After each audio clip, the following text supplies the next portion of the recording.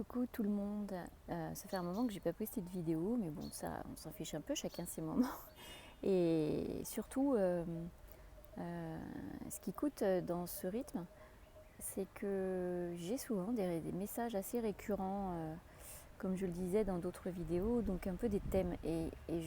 Là je vais poster cette vidéo juste pour reprendre et faire un résumé de différents thèmes donnés en canalisation, individuelle, ou lors aussi de séances de groupe sur les ateliers où on travaille les capacités extrasensorielles, l'alignement, enfin plein de choses essentielles aujourd'hui. Et voilà, je voulais vous en faire part. Quels sont les thèmes qui sont énormément abordés ces derniers temps, mais je dirais même depuis plusieurs mois maintenant, je dirais peut-être clairement depuis fin d'année dernière. On a l'équilibre. Qu'il n'y a plus d'étiquette à apporter à quoi que ce soit. L'ancien est derrière nous, le nouveau est devant nous. On est toujours dans cette période intermédiaire de nettoyage. Et elle est d'autant plus déstabilisante que parfois on peut s'accrocher à nos anciens systèmes. Je qualifie ceci de masculin, je qualifie cela de féminin. Je suis dans le don plus que dans le recevoir, je suis dans le recevoir plus que dans le don. Plein de sources d'équilibre comme ça peut être l'être, le faire. Donc tout est source en fait de questionnement sur l'équilibre. L'idée derrière cela, c'est qu'il n'y a plus d'étiquette à avoir comme dans l'ancien. Il faut trouver son équilibre. À soi désaligné, je suis pompée, je sens que je n'ai plus beaucoup d'énergie, et dissocions l'énergie de l'être et l'énergie du corps, même si elles sont imbriquées, ça encore c'est un autre sujet. Plus on va être en défaut d'alignement dans l'être et le faire, plus le corps au fil du temps, suivant en plus les états de conscience de chacun, puisque bon, plus on est conscient des mécanismes, plus on est conscient, plus on se voit faire, plus le corps va impacter cette disharmonie, ce manque d'équilibre. Donc enlevons les étiquettes, ressentons ce qui est bon et juste pour soi. Alors, c'est une autre... donc, quand on a un désalignement, regardez ce qui est énergivore aujourd'hui. Ça peut être un rien, ça peut être ma maison est trop en bazar. Et si elle est trop en bazar, c'est que je trouve aussi, et que ça me pompe de l'énergie, c'est que je trouve un équilibre dans ce que va respirer, transmettre et vibrer mon intérieur. Après, si mon bazar c'est mon équilibre, il n'y a aucun problème, c'est mon équilibre. Et ça va être de trop ranger qui va générer un vampirisme énergétique. Trouvez ça. Trouver ses sources. J'avais une petite consultation avec quelqu'un aujourd'hui, et je dis petite parce que c'était suite à un atelier où j'offre une consultation, une mini-consultation. Et en effet, c'était, voilà, je me sens toujours fatiguée, etc. Et en creusant, en discutant du moment de vie, il y avait un côté pro et il y avait un côté aussi spirituel, bon, en lien avec des coutumes et spirituelles. Voilà, je ne vais pas aller forcément plus loin. Et en fait, cette personne étant en pleine évolution et en reprise de son pouvoir personnel, il y a une lutte intérieure entre ce qui se fait, ce qui ne se fait pas, la communauté, la culture, la famille, et à côté, ça se reflète exactement pareil dans son travail. Elle a une gamme de prestations, mais certaines lui plaisent moins que d'autres, et elle se rend compte que certaines, quand elle les fait, elle prend vraiment sur elle. Eh bien, trouver l'équilibre, c'était quoi? C'est lui dire, à ce moment-là, le conseil était écoute. Soit tu enlèves des prestations qui te prennent de l'énergie parce que tu ne sais pas faire autrement et que tu vas te concentrer sur le meilleur, ce qui est le plus équilibrant pour toi, comme un restaurateur qui va mettre 3 plats plutôt que 15 parce qu'il préfère les faire bien, parce que ça lui fait plaisir, parce que la matière est vibrante, plutôt que de sortir du congélateur. Mais ce sera un choix. Si son équilibre c'est d'en mettre 15, c'est son équilibre. Mais chacun doit trouver son équilibre. Et c'était soit tu enlèves des prestations, soit quand tu fais une prestation, si c'est juste un 15% de la prestation qui te coûte et qui ne te fait pas plaisir, que tu n'aimes pas, soit tu l'enlèves, soit tu trouves un équilibre. C'est-à-dire que derrière, tu vas t'offrir quelque chose, un plaisir, une satisfaction, une compensation vibratoire.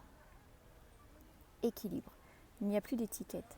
Alors, je sais bien que, et je ne vais pas à contre-courant des croyances ou des savoirs des autres, chacun est connecté à ce à quoi il est connecté et on est tous complémentaires. Pour ma part, le féminin et le masculin, pour moi, sont complètement désuets et n'ont plus de sens. D'ailleurs, la jeune génération nous l'enseigne bien et elle nous l'enseigne au point de lever les brancards de la bien-pensance et au point même de remettre à mal beaucoup de nos mécanismes et de nos familles et de notre société, puisque quand un garçon ou une fille dit moi j'ai envie de m'habiller comme l'autre sexe, il est juste qu'il s'habille. J'ai vu un reportage là-dessus où justement un homme qui est acteur, androgyne un peu, mais masculin, il ne se qualifiait pas de gay par exemple, mais encore parce qu'on lui pose la question, parce qu'à partir du moment où il a envie de se maquiller et de mettre des talons, on lui demande est-ce que tu es hétérosexuel. Moi jamais, parce que je me mets un jogging et des baskets, on vient me voir en me demandant si je suis hétéro ou si je suis gay. D'où en fait un homme qui a envie ou qui est touché par un autre esthétique doit justifier de sa sexualité. Donc on met des étiquettes. Et cette jeune génération nous montre que ces étiquettes n'ont plus lieu d'être. Donc notre génération, nos générations, les plus anciennes aussi, hein, parce que moi je sais que j'ai des consultants qui ont plus de 60 ans aussi, et qui sont dans leur propre évolution. Et voilà, puisque la vie n'est pas terminée, l'incarnation d'après, elle est bonne à continuer à préparer. Eh bien, on est dans ce concept-là. Je suis bien comment? Je suis bien comme ça. J'accepte mes prises de pouvoir, j'accepte mes sensibilités. Pour autant, est-ce que je suis masculine lorsque je prends des décisions, quand je suis ferme, ce qui est attribué à l'homme? Je caricature, mais quelque part, c'est aussi beaucoup comme ça. Et ça bouscule beaucoup, beaucoup, beaucoup d'être actuellement. Mais bon, c'est la vie. Et est-ce qu'un homme, quand il est sensible, on le qualifie de féminin? Non. On n'a pas à travailler notre féminin ou notre masculin dans notre existence. Si mon équilibre est dans ces deux parts-là, si l'une n'est pas plus forte que l'autre, mais que cet équilibre en fait est là et que l'une ne me pompe pas plus d'énergie que l'autre, c'est ok. C'est cet équilibre, on est les seuls à pouvoir le trouver et on est les seuls à qui on doit des comptes là-dessus. L'être et le faire. En l'occurrence, l'être et le faire. Ce que je ressens, ce que je suis, de ce dont j'ai besoin. Si je ne l'honore pas, si je fais le contraire, ça va me pomper de l'énergie. Tout ça, on est donc dans l'équilibre, sur différents points, sur tous les points de la vie. Et pour l'être, parfois, ça demande de remuer ce qui nous entoure. Donc, aujourd'hui, beaucoup de messages convergent là-dessus. Beaucoup de messages aussi convergent. Dans cette même loi d'équilibre, on va aller vers autre chose aussi, qui va être l'ancrage, aligné, connecté, autant en haut qu'en bas. Autant en haut qu'en bas. On est tous dans les intuitifs, mais aussi, on peut être plus ou moins intuitif, hein, c'est pas voilà. On a tous des domaines, des zones de prédilection, des territoires de prédilection. Certains vont être beaucoup plus à l'aise et fermement ancrés et vont vraiment profiter de cet ancrage et pourraient avoir du mal à peut-être communiquer avec là-haut ou recevoir cette intuition. Bien sûr qu'on a plusieurs canaux, hein, je ne vais pas rentrer dans le détail, je caricature un peu juste pour donner cette notion d'équilibre et ancrage et connexion tellurique, cosmique, en haut comme en bas. Si on est trop là-haut, on va se prendre de plein fouet tout ce qui se passe dans notre matérialité. Si on est trop dans la matérialité, on peut se déconnecter de notre intuition. Je caricature exprès. Connexion en haut, en bas. Ancrage, super important. On le perd très facilement. Parfois, on a l'impression de bien l'entretenir. Et je le vois même chez des consultants qui sont eux-mêmes accompagnants, thérapeutes, guérisseurs. Enfin, on met ce qu'on veut dessus, hein, mais on est canal, point. On est médium, voilà. On reçoit, on transmet. Et le défaut d'ancrage est très, très, très, très, très souvent là. On doit continuer à travailler sur soi. Quoi qu'il arrive, personne n'est totalement indépendant. Cette connexion simplifiée à la source. moi-même depuis des jours là, j'ai mis beaucoup de temps à aller systématiquement en nature, mais aujourd'hui, j'ai comme pour l'ancrage, ce qui était compliqué pour moi, parce que dans les débuts de ma pratique, pour moi c'était comme si on me demandait d'aller me laver les dents. Comme si j'avais 5 ans et qu'on me disait il faut se laver les dents matin et soir, il faut se laver les dents matin et soir. Pour moi l'ancrage c'était pareil, j'étais limite en résistance face à cette autorité, mais qui est finalement une autorité bienveillante parce que c'est quelque chose pour prendre soin de soi. Donc l'ancrage c'est prendre soin de soi, c'est se nettoyer, nettoyer de tout ce qui nous entoure, l'être, le faire, l'extérieur, l'intérieur, équilibre entre ce qui vient de l'extérieur, ce qui vient de l'intérieur. Cet ancrage est nécessaire et on évacue, on libère. Et on fait intervenir quelqu'un quand on sent qu'on a ses propres limites, parce que parfois on a plus de facilité à traiter l'autre, à envoyer cette énergie de guérison à l'autre qu'à soi-même. Mais ça c'est le propre de beaucoup de guérisseurs, et puis on s'occupe mieux souvent des autres que de nous-mêmes. Mais bon, je ne dis pas que c'est le cas de tout le monde, ça dépend de là où on en est et de ce qu'on a travaillé nous-mêmes individuellement. Donc retenez ça, ancrage hyper important. L'écoute, l'ancrage hyper important, mais l'écoute de soi par son intuition, ses pulsions, ses envies, ça c'est votre âme qui vous parle. Aujourd'hui, cet être que vous êtes a dû à l'incarnation s'adapter, mais dès le plus jeune âge. Dès le plus jeune âge, on nous a mis dans des parcs. On nous a mis dans des parcs avec des barreaux. Pourquoi ?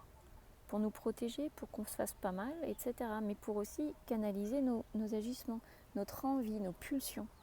C'est ce qu'il faut retrouver aujourd'hui. Cet être en nous, chez de nombreuses personnes, éclate et se dit mais mince, maintenant c'est mon tour d'être entendu. Et parfois, l'adapter a pris trop de place et ça finit vraiment par des burn-out, ce genre de choses. Donc, apprendre à s'écouter et ancrer, aligner en haut et en bas. Et une autre chose aussi qui est récurrente dans les messages actuellement, nous avons tous cette capacité de récupérer, d'aller nous connecter à cette énergie guérisseuse.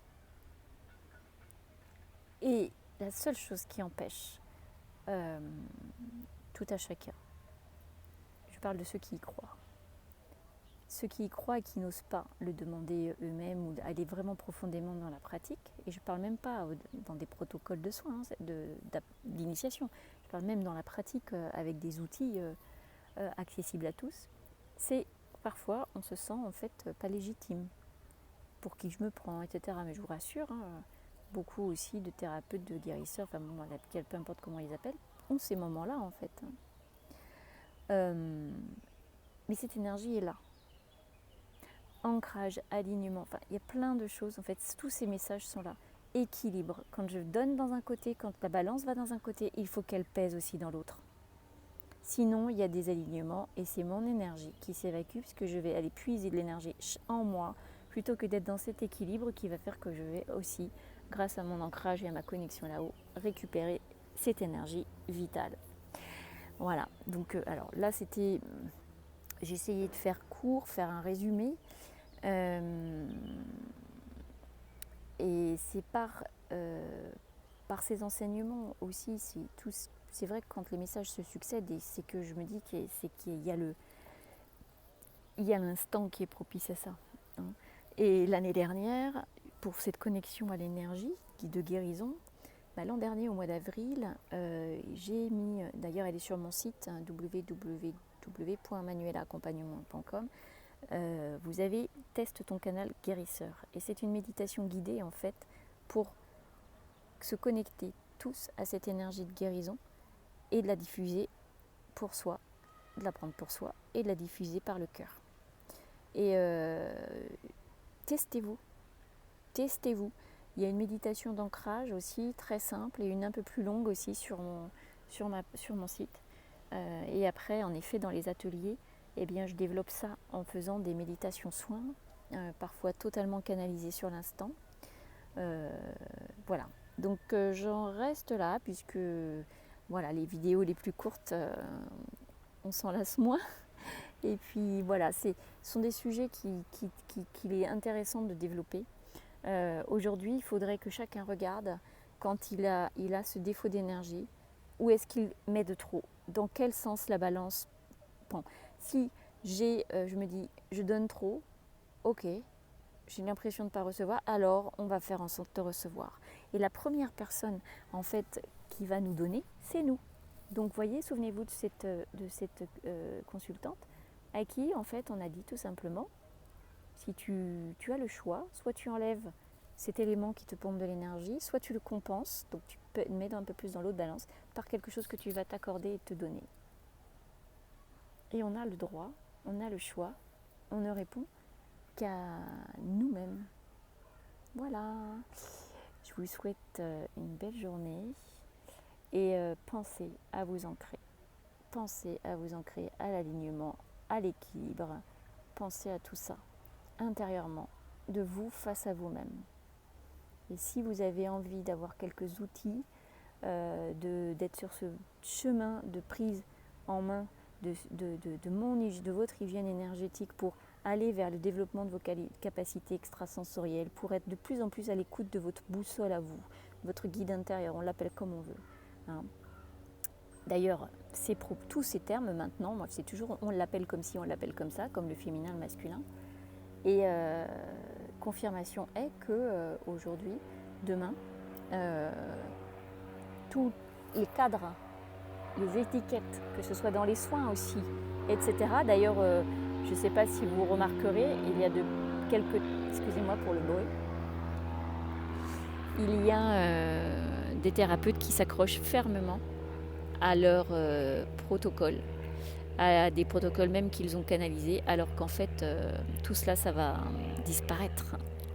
Pourquoi ? Parce que vous allez de plus en plus prendre votre pouvoir et vous connecter à cette énergie, à cette capacité qui est chez tous. Vous connecter à votre divin, à faire votre chemin d'éveil. Voilà. Donc, ne restez pas seul, parce que ça aussi, on a tendance à rester seul dans sa grotte. Ne restez pas seul, connectez-vous à des gens qui vibrent avec vous, enfin voilà, qui vous attirent tout simplement, pour même profiter d'une partie du chemin avec eux, qui vous orienteront probablement aussi vers d'autres, parce que moi j'ai aucun mal à orienter vers d'autres personnes.